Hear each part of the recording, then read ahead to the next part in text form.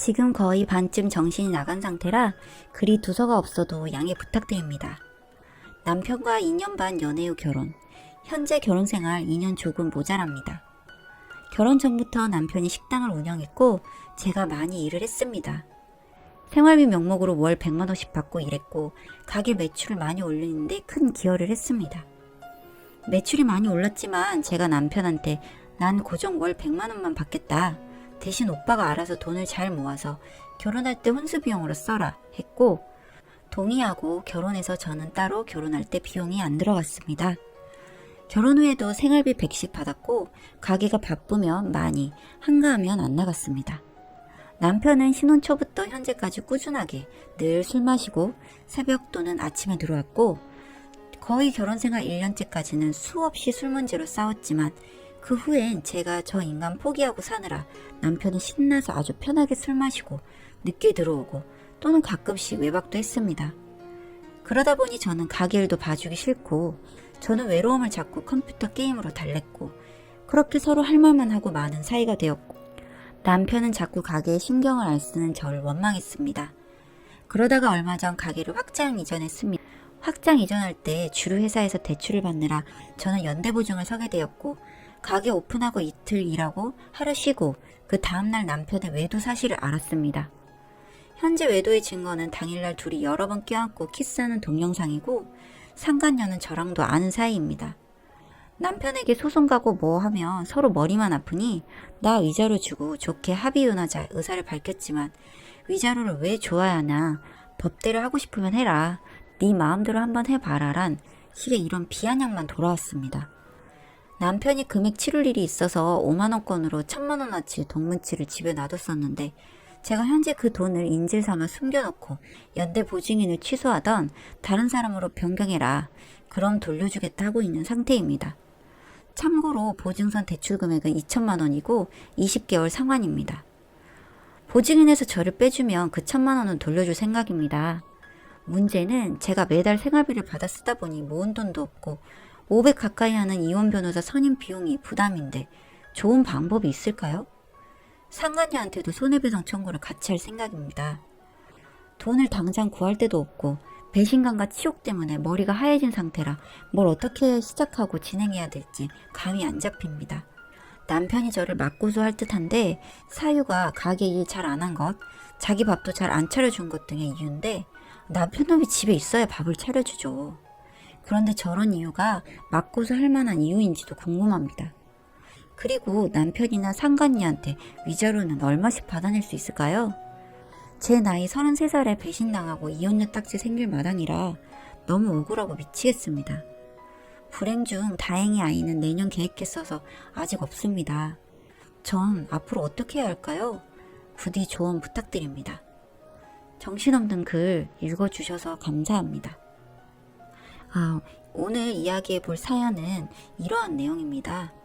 이 부분에 대해서 변호사님의 이야기를 한번 들어보도록 할게요. 남편의 외도와 이혼소송에 대해서 말씀드리겠습니다. 이혼소송은 제가 앞으로도 반복적으로 말씀드리겠지만 이혼한다라는 게 끝이 아니라 모든 부분들이 이혼을 하게 되면 갖게 되는 현실적인 문제들 하게 되면 이혼의 잘못이 누구에게 있느냐 위자료 청구 위자료는 쉽게 말씀드리면 정신적 피해보상을 금전으로 하는 것을 말합니다. 그리고 재산분할 그동안 서로가 같이 벌어서 이룩했던 재산을 어떻게 나눌 것인가 그리고 아이가 있다면 친권 및 양육권은 누가 행사할 것이고 그렇게 되면 아이를 키우게 되는 쪽은 아이를 안 키우는 쪽에게 매달 얼마를 지급받을 것인가 그리고 아기를 안 키우는 쪽은 아기를 한 달에 몇 번, 몇 시간씩, 몇 밤, 며칠로 보게 될 것인가 이 면접교섭 이런 것들을 모두 정해야 되는 건데요. 이런 거 위주로 이 사연을 하나하나 체크해 나가도록 하겠습니다. 여러분이 이런 상황이 됐을 때 어떤 포인트를 두고 생각을 하셔야 되는지 이 사연을 기초로 말씀을 드리도록 하겠습니다. 첫 줄부터 보면 남편과 2년 반 연애 후 결혼 현재 결혼생활 2년 조금 모자랍니다. 결혼생활 2년 조금 모자라게 했다는 것은 위자료와 재산분할에 있어서 고려 대상이 됩니다. 결혼생활이 길면 길수록 혼인 파탄 났을 때 받는 정신적인 충격이 훨씬 클 것이기 때문에 기본적으로 혼인기간이 길면 위자료 액수는 좀 늘어나는 편이고 혼인기간이 좀 짧으면 위자료 액수는 좀 줄어드는 편입니다. 재산분할에 대해서는 마찬가지인데요. 혼인기간이 길면 길수록 일을 안 한 쪽도 그 재산을 같이 늘리거나 재산을 유지하는데 기여했다는 판단이 많이 되니까 그런 부분에 있어서도 혼인기간은 중요합니다. 그리고 결혼 전부터 남편이 식당을 운영했고 제가 많이 일했습니다. 경제의 주체가 누구였는지 생활비 명목으로 월 100만원씩 받고 일했고 가게 매출을 많이 올리는데 큰 기여를 했습니다. 본인이 그 가게를 운영함에 있어서 어느 정도 일을 했고 어느 정도 보수를 받았는지도 체크를 하셔야 됩니다.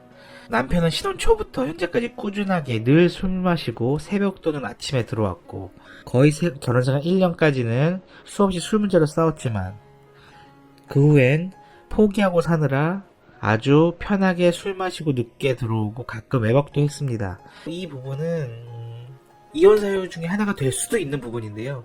그런데 현재 이것만 가지고는 일반적으로 술 마시고 외박 한두 번 정도로는 완전한 이혼 사유로 삼기는 힘들어 보입니다.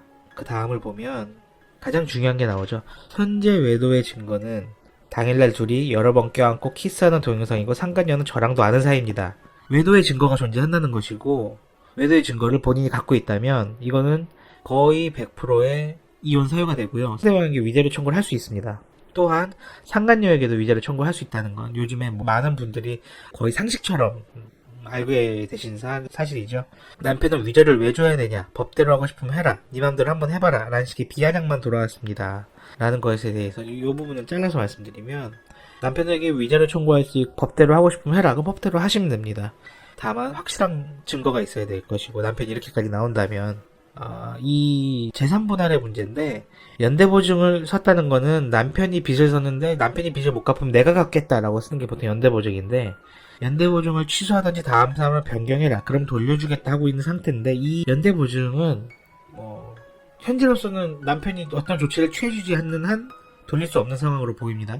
이 연대보증을 하게 된 것도 포함해서 전체적인 재산분할 계산을 해야 되는 것이고 이 연대보증을 선 채무를 누구의 채무로 둘 것인가가 중요하게 될 텐데 남편의 채무로 둘 것인가 그 부부의 공동 채무로 볼 것인가 이건 더 크게 본다면은 남편의 이름으로 사업을 운영했지만 지금 와이프분이 남편의 사업장에서 일정 돈을 받고 근무만 했느냐 아니면 거의 동업으로 일을 했느냐의 문제로 귀결될 것 같습니다. 만약에 남편과 당연히 사업을 같이 하는 것으로 봤다면 연대보증도 당연히 여자의 보증 채무로 넘어갈 것이고 대신 그렇게 된다면은 그동안의 사업 소득에 대한 기여도가 훨씬 여자가 높아지겠죠. 반대로 여자가 나는 남편 사업체에서 일을 도와주고 일정 보수를 받아왔다 라고 한다면 연대보증에 대해서는 이건 남편 채무다, 난 이름만 연대보증만 쓴 거다라고 할 수 채무에 덫에서 빠져나올 수 있겠지만 재산 형성에 대해서는 기여도가 떨어질 수 있겠죠. 왜냐하면 자기들 그동안의 보수를 받아왔고 그럼 사업체는 주로 남자가 운영한 게 돼버리니까요. 그 다음에 이제 넘어간다면 이혼 변호사 선임 비용이 부담인데 좋은 방법이 있을까요? 상간녀에 대한 손해배상 청구 같이 할 예정입니다. 이거는 이제 변호사 보수에 대해서는 제가 크게 코멘트하지 않을 텐데 왜냐면 어떤 변호사님의 본인의 실력이나 따라서 전부 금액이 높고 낮음이 정해질 테니까요. 이 변호사 보수에 대해서는 나중에 따로 한번 말씀드리는 그런 시간이 있었으면 합니다. 으로 넘어가면은 궁극적으로 소송은 이혼 소송뿐만 아니라 모든 소송은 그러니까 소송이 진행되고 결과가 나오면 소송 비용은 누가 부담하게 되느냐가 판결문에 나옵니다. 예를 들자면 와이프분이 위자료를 5천을 청구했는데 2천이 인정됐다.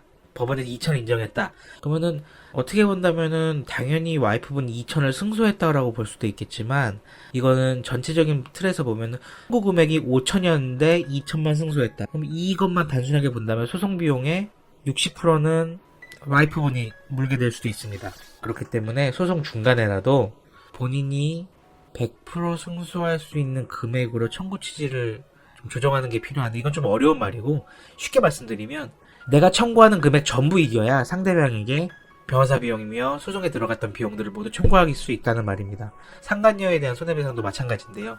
그래서 주변의 변호사들과 상담을 하셔서 판례로 이런 경우에 보통 위자료 액수가 얼마 정도 인정되는지를 알아보시고 그 금액에 가깝게 법원에 청구를 하셔야 거의 100% 이기게 되고, 이기게 돼야 상대방한테 소송비용을 청구할 수 있게 되는 겁니다. 그냥 주변에서 이거 이기면 상대방한테 변호사 비용까지 받을 수 있어 라는 그런 쉬운 말로 안일하게 생각하시면 안 됩니다. 그거는 그렇게 간단한 문제가 아니기 때문에 꼭 변호사 직접 상담을 한번 받아보실 것을 권유드리고요.